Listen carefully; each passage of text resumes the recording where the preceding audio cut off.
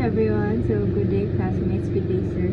Today we're gonna tackle my report all about the constructive nature of memory. So today we're gonna tackle autobiographical memory, memory distortions, the effect of context on memory, and repressed memories. So, the constructive nature of memory. In real-life situations, memory is also constructive, and that prior experiences affect how we recall things and what we actually recall from memory. So, an example of this constructive memory is that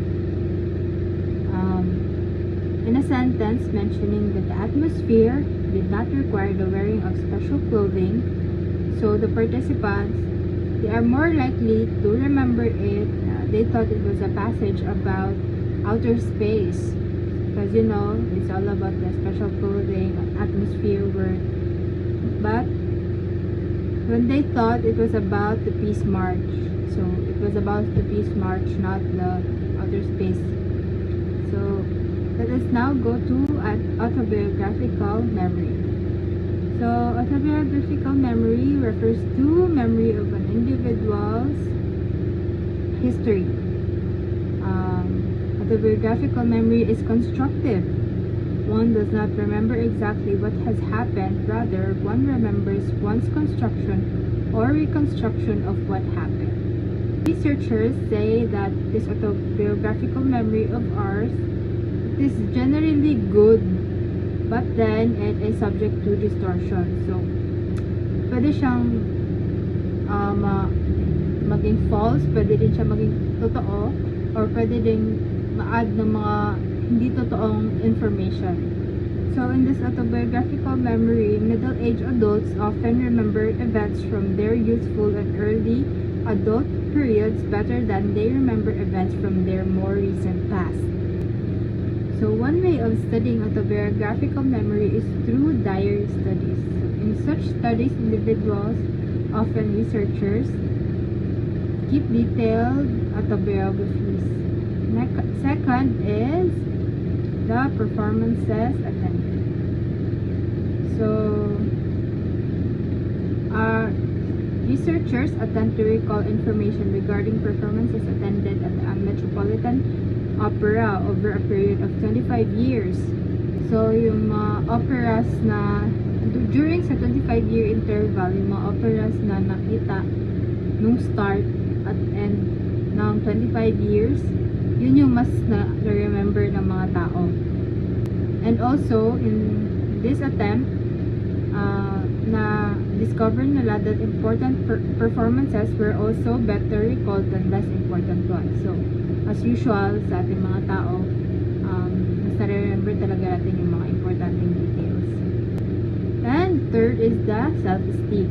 So, through self-esteem, people with positive self-esteem remember more positive events, whereas people with negative self-esteem remember more negative events. So, just like depressed people, diba? So, mahirap sa kanila para i-remember yung mga magagandang events sa life nila because they are sad, they are depressed. So, mahirap para sa kanila yun na i-recall yung mga ganong memories kasi they are eaten by negativity and negative thoughts. When people misremember, they usually tend to be wrong regarding to minor and marginal aspects. But remember the central characteristics completely. So, gano'n naman talaga, di ba? Minsan may mga mali na information tayong nare-remember, but it does not change na the situation that we actually remember. Now, let us go to the flashbulb memory. So, flashbulb memory is an often studied form of vivid memory. A memory of an event so powerful that the person remembers the event as vividly as it were indelibly preserved on films.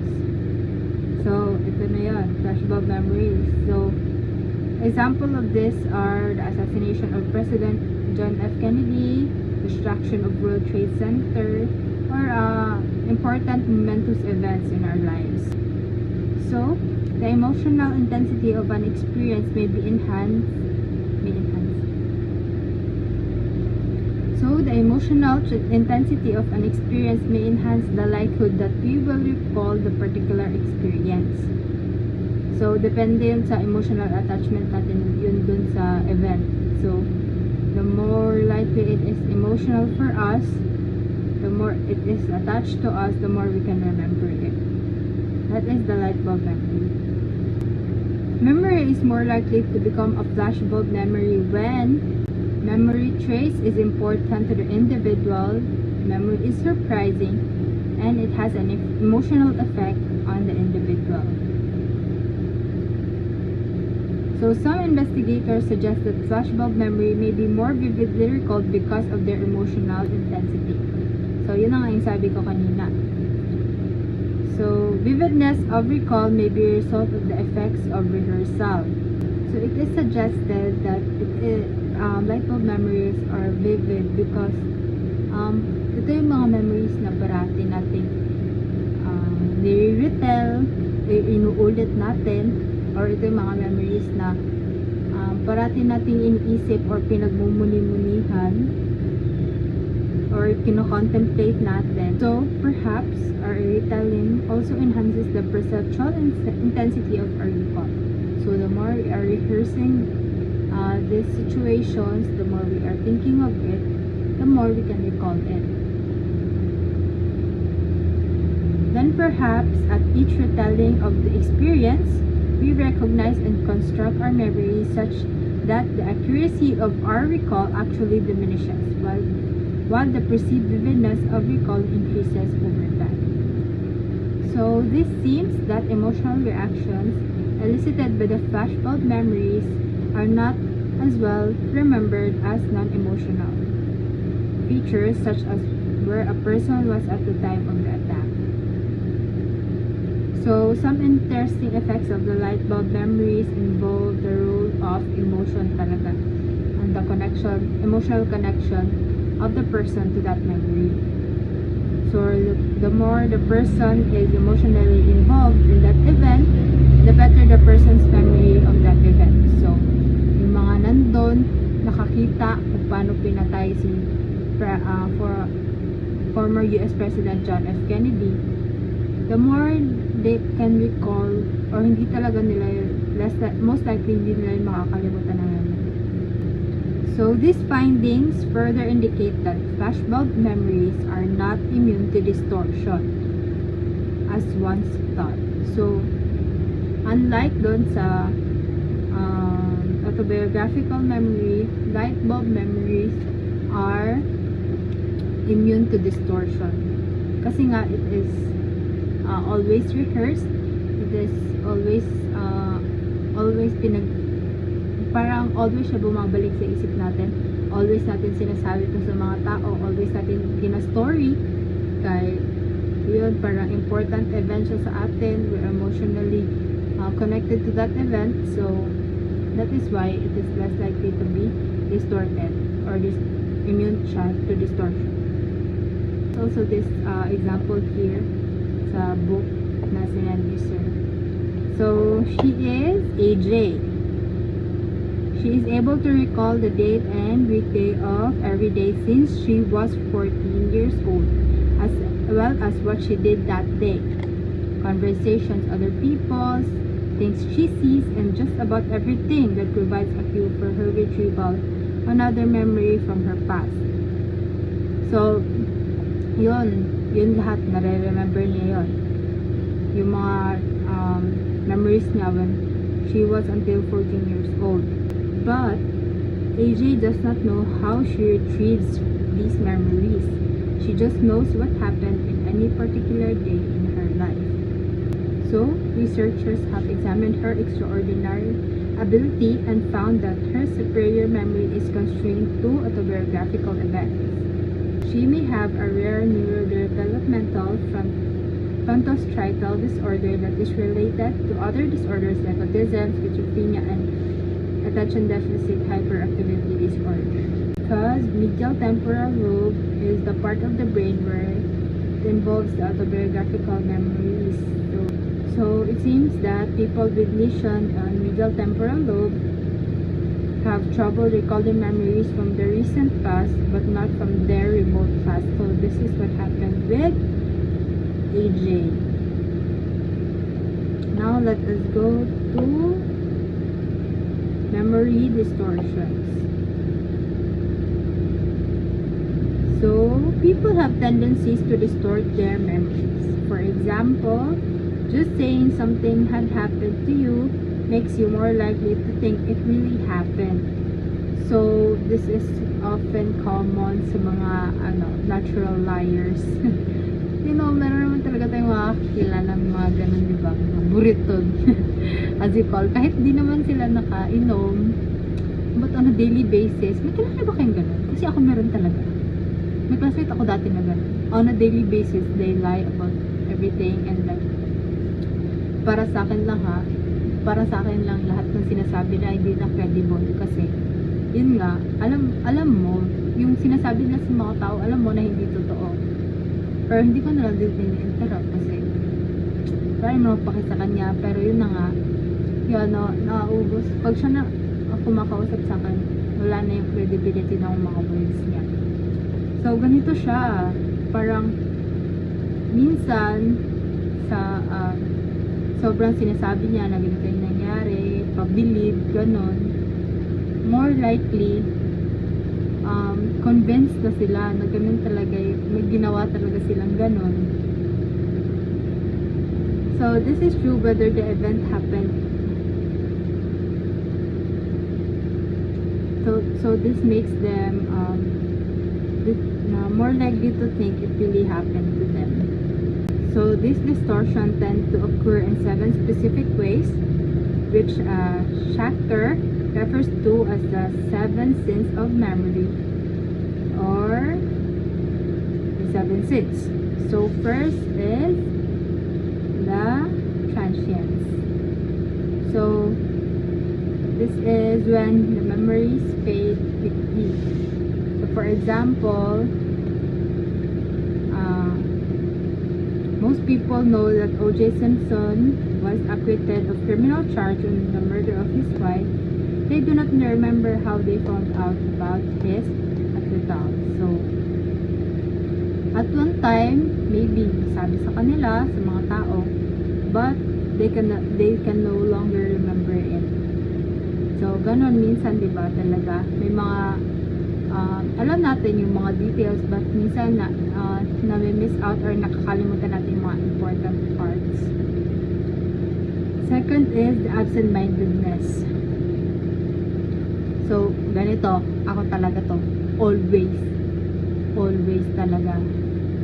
Papasok ako sa kwarto.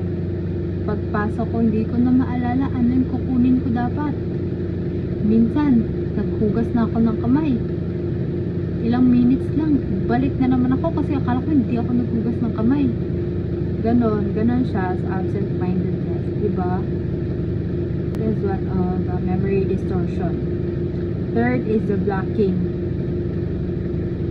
So, ako din to, talaga naman. Ako din to. Yung nasa tip na ng tongue mo, pero hindi mo pa masabi ano yun. Kunyari, tinanong ka, alam mo yung sagot, alam mo. Pero hindi mo na maalala kung ano yung word na yun, ano yung sagot na yun. Nandito na siya sa utak, diba? Ganon nangyayari sa atin yun. Sa atin lahat. Siguro hindi lang naman ako yung ganon, no? Ito, for example, din.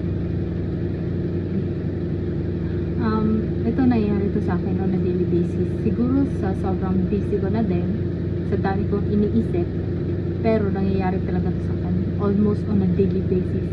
Feeling ko talaga distorted na talaga to utak ko eh. Pero alam niyo yun, may gusto ako i-chat. Alam ko yung mukha niya, pero hindi ko alam sino yung hahanapin ko. Hindi ko ma-type yung pangalan niya. Siguro mga 2 to 3 minutes pa ako nag-iisip kung ano yung pangalan niya nangyari sa akin nun. Siguro sa dami na din siguro ng mga chinachat ko ng mga customers or sa dami kong mga iniisip mga customers, ganyan. So, ilan ba naman pangalan ng ma-encounter ko everyday. So, ganun siguro. But almost everyday talaga nangyari sa akin yan. Yung alam niyo yun, na ma-mind block talaga tayo. So,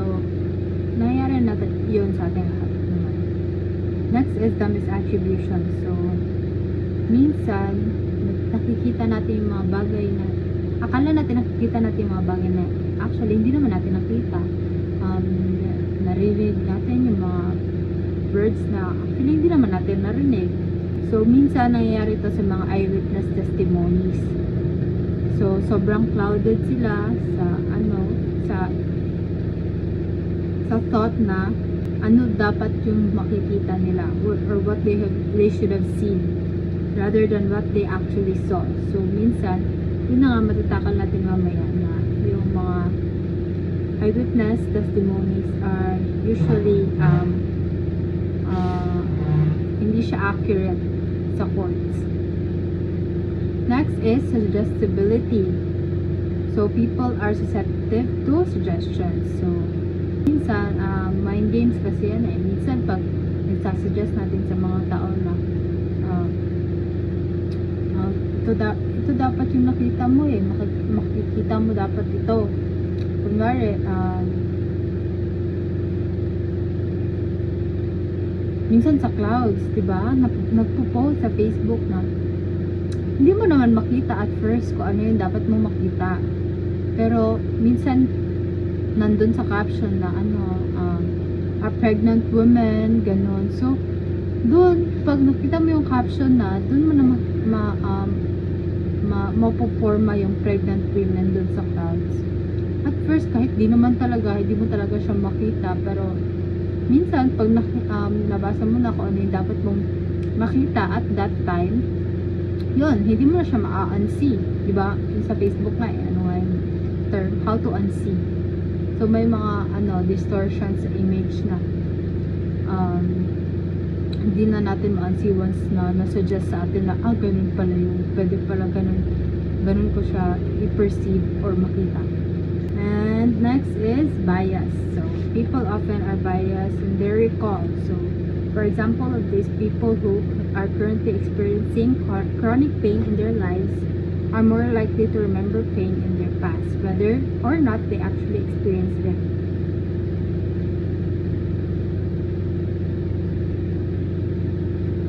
So, yun na nga, as we tackled kanina, mga depressed na mga tao, usually, yun, ang pumapasok lang sa isip nila, ganito yung nangyayari sa akin noon, always negative. Kahit minsan hindi na nangyayari sa kanila, hindi naman talaga nangyari sa kanila. Yun, parang, yun na yung pumapasok sa utak nila eh. So, yun, emotional talaga yung bias dito. And last is the persistence. People sometimes remember things as consequential that on a broad context are inconsequential. So, an example of this is someone very successful and dami niya ng achievements and all, pero isang pagkakamali lang. At yung pagkakamali na yon ang mareremember ng mga tao sa kanya. Hindi yung mga na-achieve niya, hindi yung mga natulong niya. So, minsan normal ito sa ating mga tao eh. No? Tapos nakikita natin yung mali talaga eh. Now, let us go to the eyewitness testimony paradigm. So, there are serious potential problems of wrongful conviction when using eyewitness testimony as a sole or even the primary basis for conviction accused people of crimes. So, Lotus eyewitness testimony experiment and other experiments have shown people's great susceptibility to distortion in eyewitness accounts. So, yun na nga, minsan, yun na nga kanina, diba, natakal natin na prone to distortion, mga suggestibility, ganon, yung eyewitnesses accounts. So, this distortion may be due in part to phenomena other than just constructive memory. As an example, you might have had a disagreement with a roommate or a friend regarding an experience in which both of you were in the same place at the same time. But what each of you remembers about the experience may differ sharply, and both of you may feel that you are truthfully and accurately recalling what happened. So, ganon. May nangyayaring ganon. For example, Valentine's, gumagawa kami ng bouquet. Ang pagkakaalam ako, I'm 100% sure na ang sinabi kong papabili ko na ribbon is yung makapal na ribbon. Tapos yung nabili nung staff ko, hindi makapal na ribbon. Tapos nag second demotion yung other staff ko na yung sinabi ko daw talaga hindi makapal na ribbon, but I am really sure that I said makapal na ribbon. So yun, that's an example, diba? Also, one example is Timothy. He was convicted of brutally murdering a mother and her 2 young daughters. He was then sentenced to die, and for 2 years and 4 months, Timothy lived on a death row. So, grabe. He was then although the physical evidence did not point to Timothy, eyewitness testimony placed him near the scene of the crime and the time of murder. So, yun. Convicted si Timothy because of eyewitnesses, and later that part, it was discovered na merong lalaki na kamukha ni Timothy. Hindi naman siguro kamukha, pero siguro parang same height, ganon, same type of hair, pares maglakad, ganon. So yun, that man was a frequent visitor in the neighborhood of the murder's victim. Eyewitness testimony are then proven talaga na hindi siya ganun ka-accurate kasi madaming pwedeng distortions, madaming pwedeng factors na naka-affect sa memories ng mga eyewitness. Now let us go to children as eyewitnesses. So children's recollections are particularly susceptible to distortion. Such distortion is especially like when the children are asked leading questions as in a courtroom setting. So, siguro more likely inisip natin yung mga bata, they can't lie. Pero, may loophole pa din. Kasi, children are susceptible to distortions. So, the younger the child is, the less reliable the testimony of the child can expected to be. So, children of preschool age are much more susceptible to suggestive questioning that tries to steer them in a certain response that are school-age children or adults. So, andito na yung suggestibility sa mga bata. Prone talaga sila dito kasi parang minsan kung ano din yung gusto natin marinig galing sa kanila, yun lang din yung sasabihin nila. So, yun, prone talaga sila sa suggestibility. Second, when a questioner is coercive or even just seems to want a particular answer, children can be quite susceptible to providing the adult with what he or she wants to hear.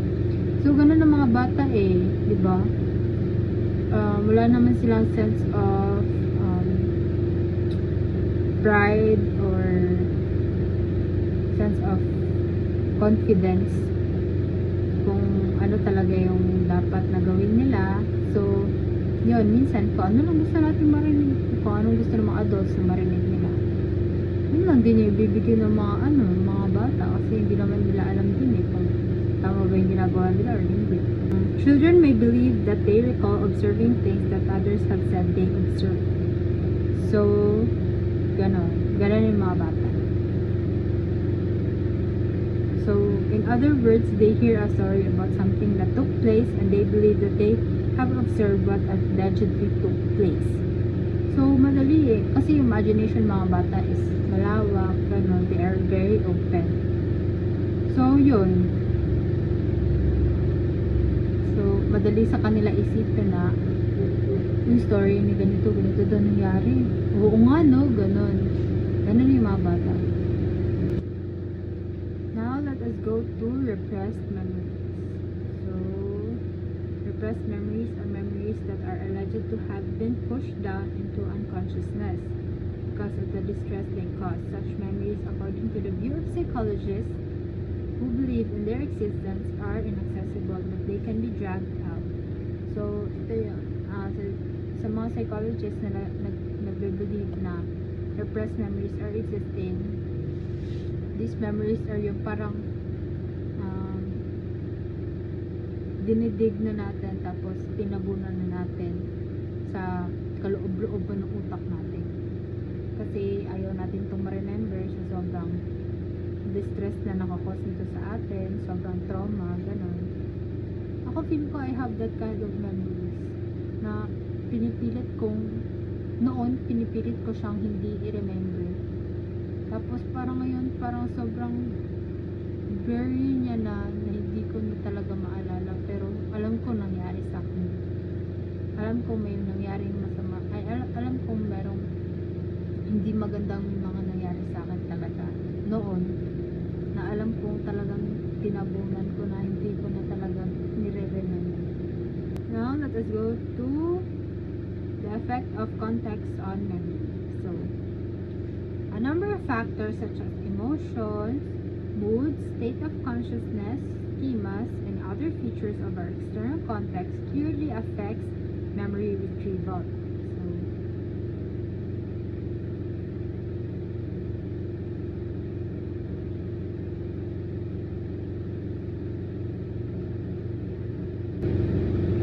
As studies of constructive memory show, our cognitive context for memory clearly influence our memory progress of encoding, storing, and retrieving information.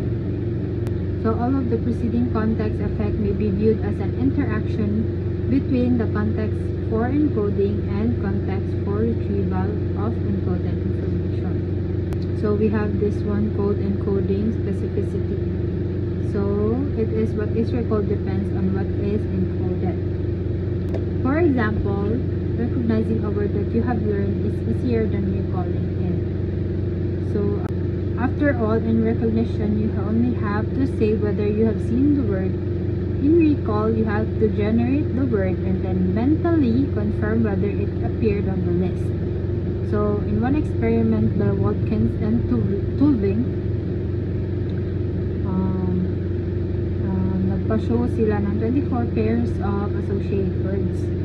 So, ground cold, crust cake, ganon examples. So, the participants were instructed to learn to associate each response, such as cold, with stimulus word, such as ground, dun sa ground cold. So, participants recognized 60% of the word from the list.